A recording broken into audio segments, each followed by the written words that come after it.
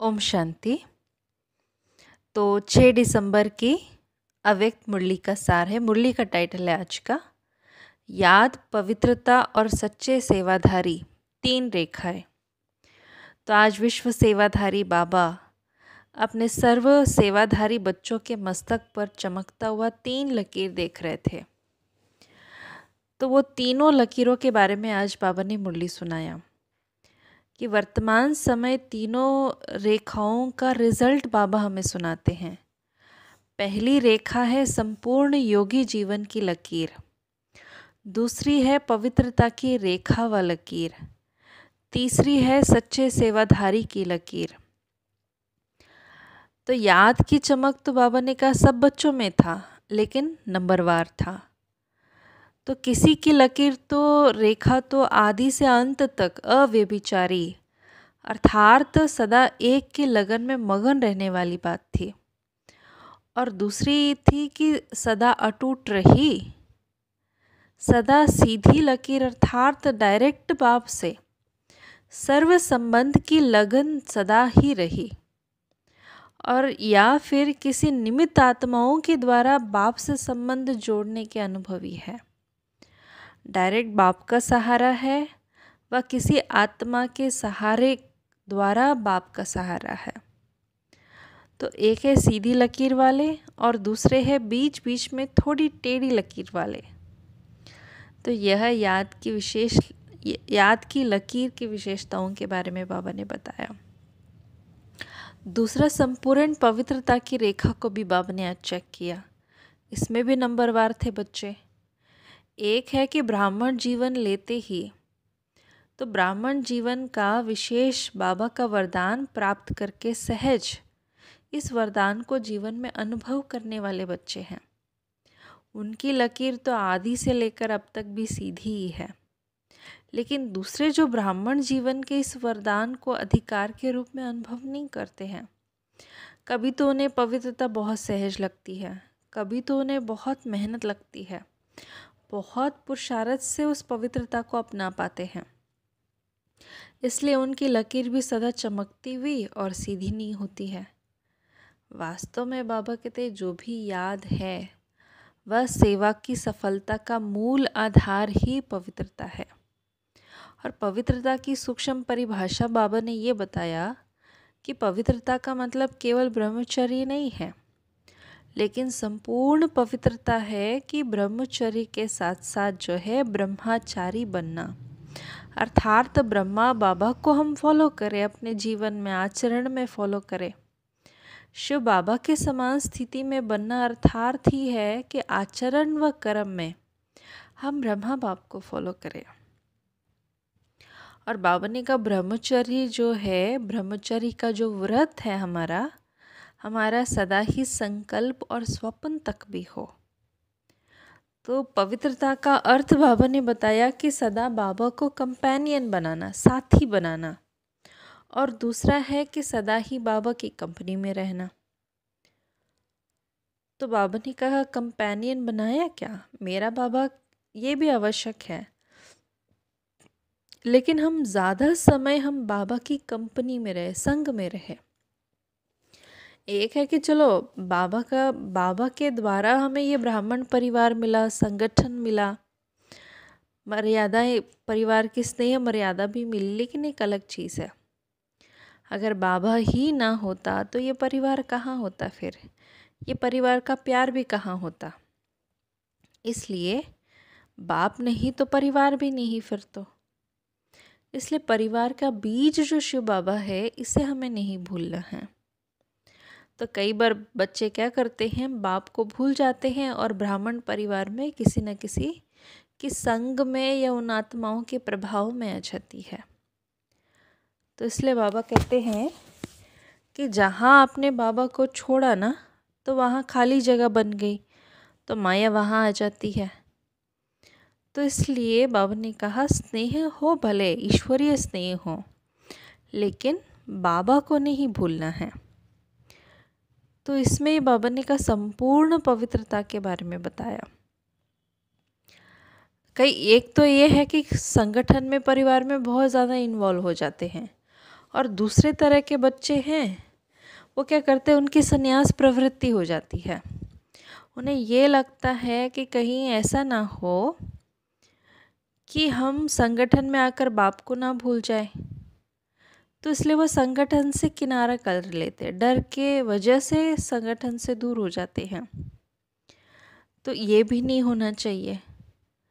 लेकिन बाबा ने कहा, अगर देखो, अगर हम बाबा को छोड़कर किसी आत्माओं को अपना सहारा दाता बना लेते हैं, तो अव्यक्त बाप और निराकार बाप तो जब कोई परिस्थिति आएगी तो वह आत्माएं पहले याद आएंगी, शरीरधारी पहले आएगा, बाद में बाबा याद आएगा। तो बाबा को हमने अपने जीवन में दूसरा नंबर दिया, पहला नंबर नहीं दिया, तो फिर तो बाबा कहते उस आत्मा का पद भी नंबर 1 नहीं हो सकता ना, फिर नंबर 2 ही होगा। देखो, सबको संगठन में मिल कर के चलना, लेकर के चलना, सहयोग देना और लेना, सेवा करना एक अलग चीज़ होती है। लेकिन बाबा कहते हैं इसके राज को समझकर, तो बाबा ने कहा अपने आप को साक्षी दृष्टा भी बनाना है, लेकिन संगठन में साथ साथ रहना भी है। तो ये दोनों चीज़ों का बाबा ने कहा ये बैलेंस हो इसका, लेकिन हमारा दिल का जो कनेक्शन है वो सिर्फ शिव बाबा के साथ हो। तो फिर आगे बाबा ने कहा, देखो, अगर पवित्रता में मेहनत लगती है तो इससे सिद्ध होता है कि वरदाता बाबा से हमने जन्म का जो ब्राह्मणों का वरदान मिला हुआ है, पवित्र भव, योगी भव, तो अभी भी मेहनत करना पड़ता है। तो हमने उसको वरदान के रूप में फिर उपयोग में नहीं लाया उसको। वरदान तो वो होता है जहाँ मेहनत नहीं करनी पड़ती है। ब्राह्मण जन्म के संस्कार के निजी संस्कार के रूप में आना चाहिए। जीवन में 2 ही चीज़ों की आवश्यकता है, एक तो कंपेनियन और दूसरी कंपनी।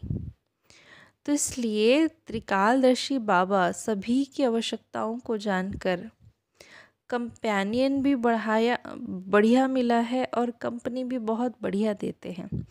बाबा से अच्छा कंपनी हमारी और कौन दे सकता है फिर। तो ऐसा बाबा कहते हैं अपना श्रेष्ठ जो तकदीर है, श्रेष्ठ जो तकदीर की लकीर है, उसको देख करके हमें बहुत नशा होना चाहिए। तीसरी लकीर के बारे में बाबा ने बात किया, सच्चे सेवाधारी की।